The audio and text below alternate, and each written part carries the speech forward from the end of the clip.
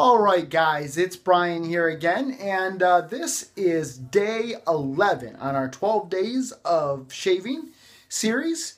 Up to this point, we've talked about razors, both double-edged and single-edged razors, as well as injectors. We also talked about brushes. We've talked about soaps and creams.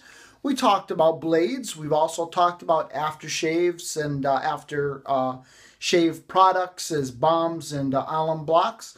We spend a little bit of time talking about facial prep and the importance of making sure that your face is prepared properly for a good shave.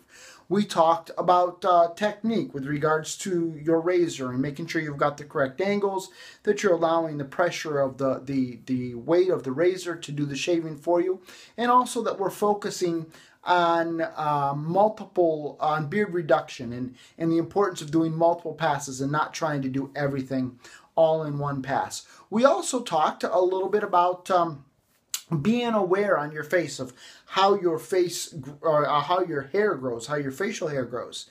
And by being aware of that, then you would be able to make sure that you're shaving with the grain. And then when you get comfortable with that, you've got good technique, then working on your across the grain passes.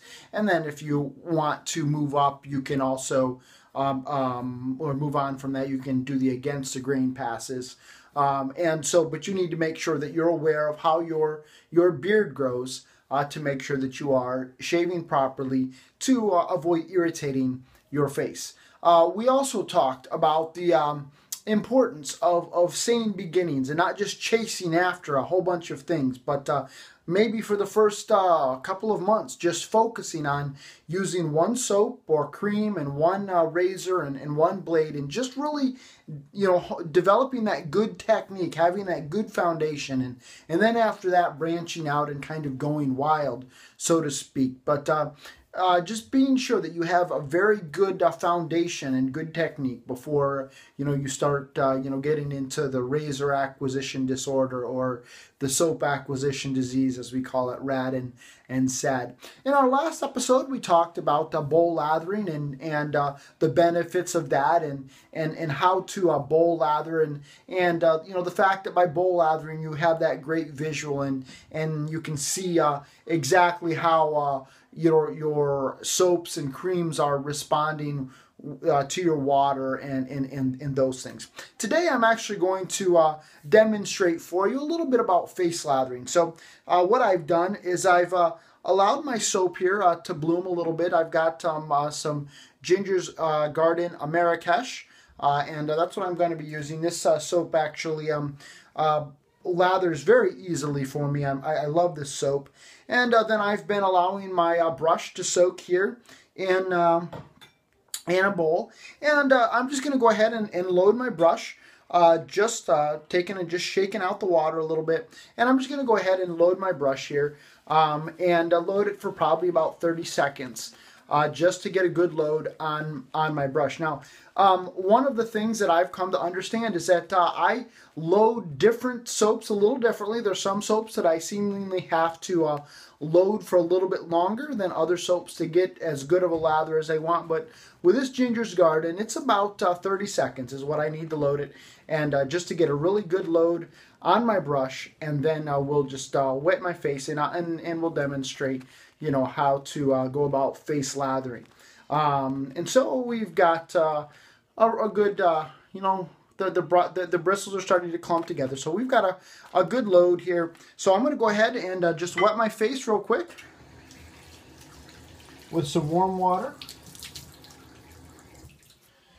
And then we're just going to take this brush and we're just going to go right to your face. So you want to use a nice swirl pattern.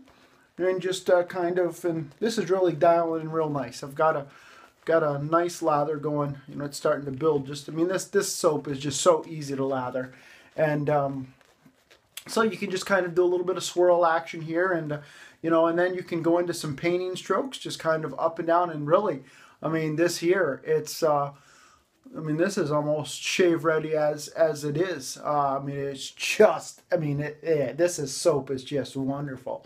And, you get your painting strokes in here. And, this is really a a lather that I would go ahead and shave with. I mean, it really is just about that easy with some soaps. Once you've got it, I mean, I've got lather just falling off of this now. I mean, it is just that great. But again, I just used a little bit of swirl action to build that. You know, this is maybe a little bit thick for some people. So what you could do is either take a couple of drops of water and just kind of drop them into your brush like that. Or you can actually take your brush, and if you've got some warm water either in your sink or whatnot, just kind of dip the bristles of your brush in there to get a little more moisture into that. And then, you know, you can thin it out and, you know, work it. And there you go. You've got a really, really nice lather. Oh boy, this smells good. This smells really, really good. And a nice lather to work with.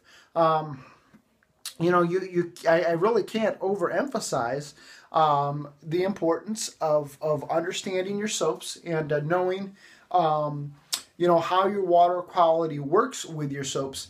One of the things that I have is very hard water. And so I've had to work a little bit more with my soaps and my creams than some people might. I'm going to go ahead and wipe this off.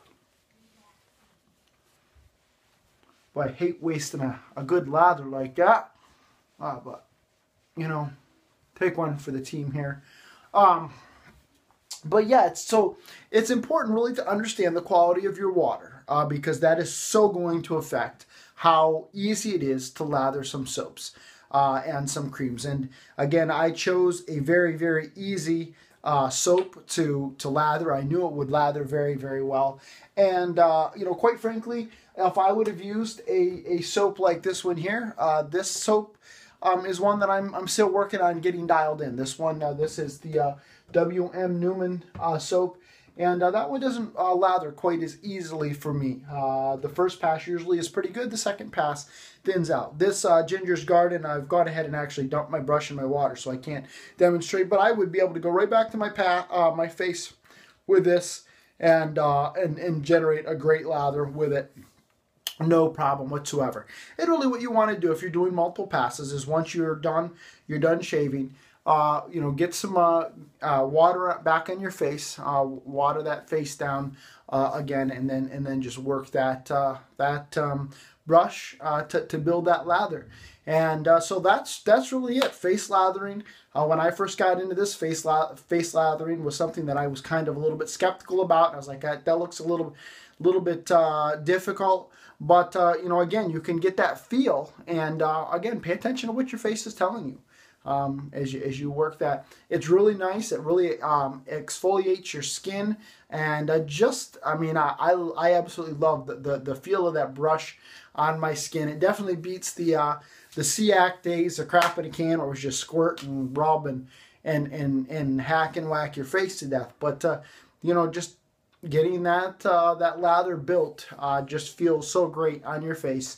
And so I absolutely love my face lathering now. But whatever way you decide to go, again, and we're going to talk about this in our next episode, whether you decide to bowl lather or you decide to face lather, do what works for you. Do what brings enjoyment to you. That's the important part of this hobby, is doing what brings enjoyment to you. We're going to talk about that in your next in the next episode.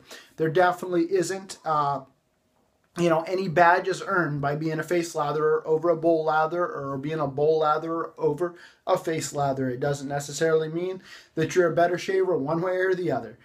Just do what works for you. So this is Brian reporting from my shave den, hoping that this little demonstration on how to face lather has been helpful to you. Wishing you a day of many, many great shaves. Have a great day, everybody.